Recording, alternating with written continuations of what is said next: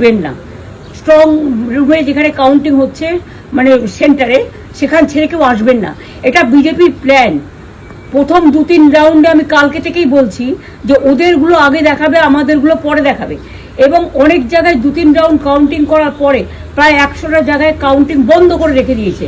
এবং কল্যাণীতে ধরা পড়েছে 7টা মেশিন, যেখানে কোনো মিল নেই। এটা টোটাল ফোর্সফুলি সেন্ট্রাল ফোর্সকে দিয়ে চারিদিকে তৃণমূল কংগ্রেসের উপর অত্যাচার করছে, অফিস ভাঙছে, জোর করে দখল করছে। এসআইআর নামে আপনারা দেখেছেন ভোট লুট করেছে যাতে যে সিটগুলো জিততে পারে। কিন্তু এখনো এমন 70টা সিট আছে, 100টা সিট আছে যেগুলো আমরা এগিয়ে আছি, সেগুলো বলছে না। টোটালটাই মিথ্যে নিউজ খাওয়াচ্ছে।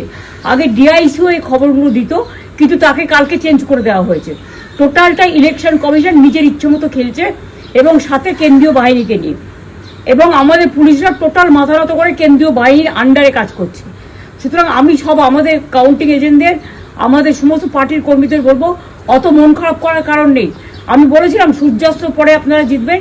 3 রাউন্ড 4 রাউন্ড কাউন্ট হলেও এটা 14 রাউন্ড থেকে 18 রাউন্ড কাউন্ট হয়, তখন আপনারা জিতবেন। Wait and see, watch.